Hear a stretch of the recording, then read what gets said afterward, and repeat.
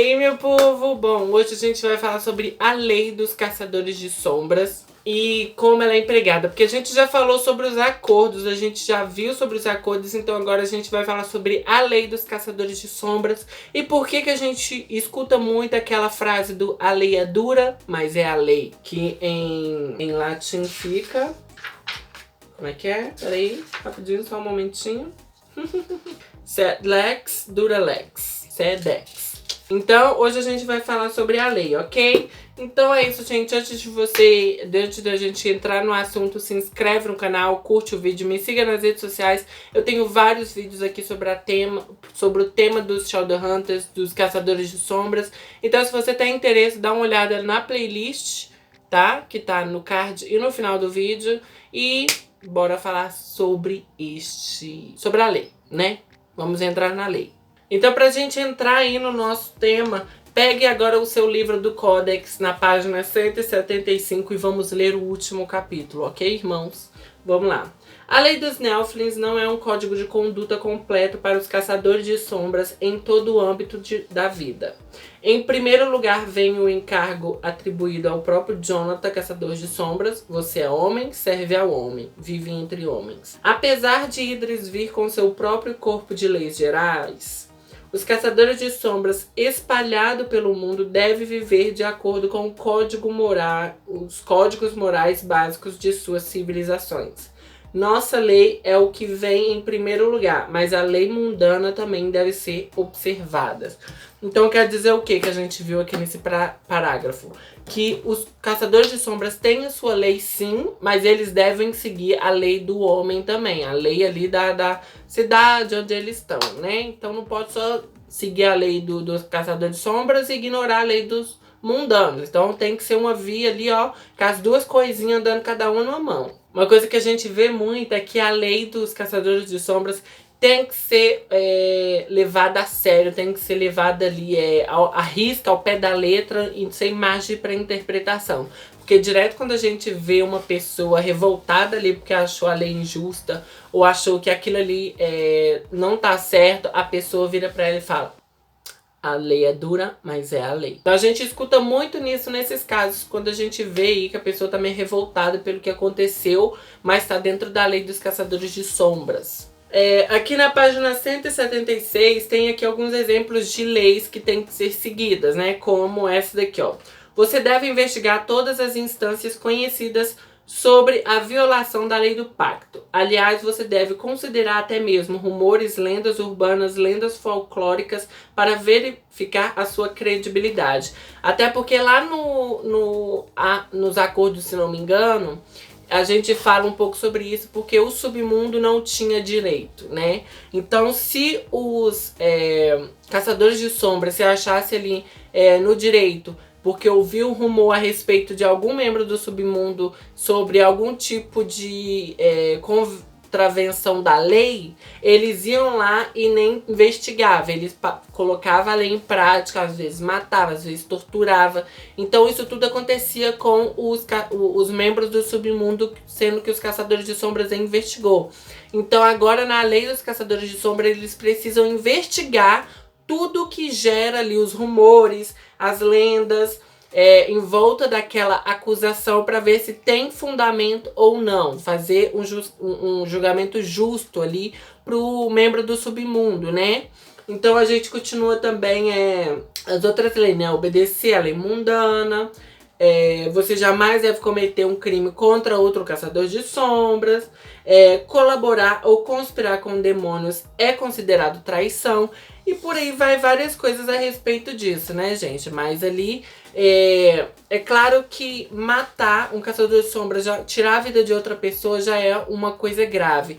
Mas o caçador de sombra tirar a vida de outro caçador de sombra é uma coisa extremamente grave. Mas a respeito das leis aí que também agora entraram no submundo aí, entraram pra dentro da lei também, tem questões ali onde a lei não pode ser aplicada, porque tipo, questões culturais, digamos assim, porque por exemplo, na parte dos lobisomens, né, nos licantropos, Ali eles têm a cultura de o alfa brigar pra ser o alfa, sabe? Quando uma pessoa desafia o alfa querendo ser o alfa, eles brigam até a morte. Então aquela morte ali é uma coisa, um aspecto cultural. Então eles não levam aquela pessoa à justiça que matou o outro lobo.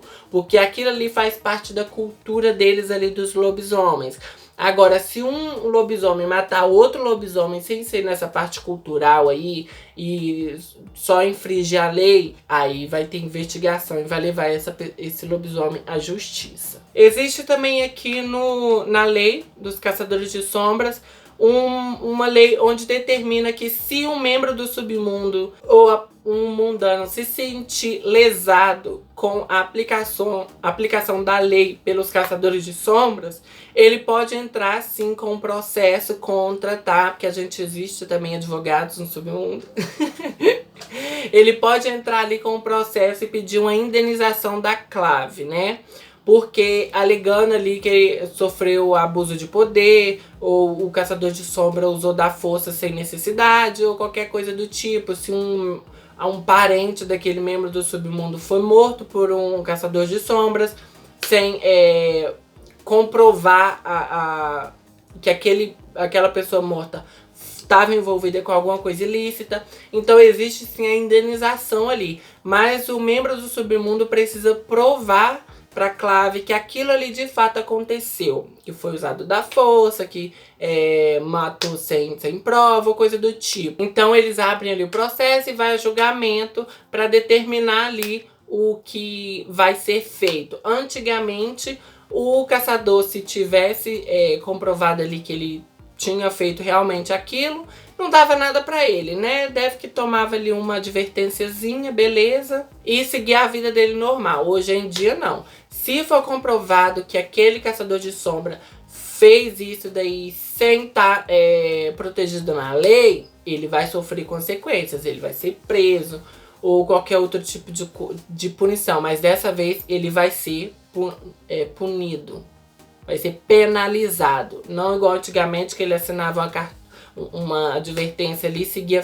firmemente para cumprir, para ir lá e usar da força com outros membros do submundo também. Então dessa vez a lei tá ali para assegurar o direito dos membros do submundo. E outra coisa aqui, que se for provado que esse caçador de sombra fez esse tipo de coisa com o membro do submundo, mesmo se a família daquele membro do submundo que foi lesado ou assassinado pelo caçador de sombra não entrar pedindo indenização, a própria clave entra ali com a investigação para apurar aquilo. Então ele vai ser punido sim, mesmo se a família ali do morto não entrar com pedido de indenização. Às vezes, antigamente, a morte desse membro do submundo não era nem por causa que esse membro do submundo infringiu alguma lei. Mas, antigamente, os caçadores de sombras, eles tinham a liberdade de saquear a riqueza daquele membro do submundo que foi morto por eles ou que foi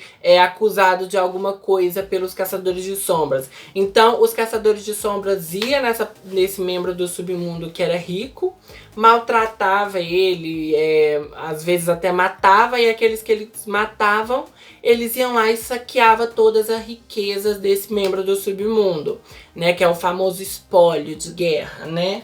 Eu acho que é outro nome, mas é despojos. Então eles iam e faziam isso. Muitas das vezes várias famílias dos caçadores de sombras enriqueceram por causa disso, por causa de despojo, né, de espólios de guerra. Pegar e saquear ali aquela pessoa que eles mataram, né? Então muitas das vezes a riqueza desse caçador de sombra, da família desse caçador de sombra, vinha disso. Então depois que os acordos foram assinados e ditados, né, comprovados ali, entrado na lei, os despojos foram devolvidos para a família do membro do submundo que foi assassinado, morto ou o que seja. Foram devolvidos aqueles despojos que eles não conseguiram localizar, né, a família dona daquilo, foi direcionada para museus de guerra, né, para museus ali em Idris. Tem lá os despojos que eles pegaram dessas famílias. Muitas das famílias, como eu falei, enriqueciam por causa disso, né? De saquear o membro do submundo morto. Então, essas famílias que enriqueciam por causa disso, que tinha riquezas à base disso, ficaram revoltadas com a Clave depois de ter o acordo assinado, porque eles teve que devolver aquela riqueza e parar de ficar mais rico, né, depois de saquear os membros do submundo. Então eles ficaram putos, revoltados, possessos da vida de ter que abrir mão da riqueza deles assim, que na verdade nem era deles, né? A lei dos caçadores de sombras não afeta diretamente ali os mundanos, até porque eles não sabem dessa existência desse outro mundo para poder seguir a lei dos caçadores de sombras. Mas também tem ali a questão da indenização. Os mundanos também podem entrar com pedido de indenização, né? Mas isso é bem raro porque a lei impede de os caçadores de sombras se mostrar para os humanos. Eles têm que proteger os humanos sem pedir crédito, sem precisar de crédito e sem se mostrar, sem revelar esse outro mundo para os mundanos. Eles têm que ser em segredo.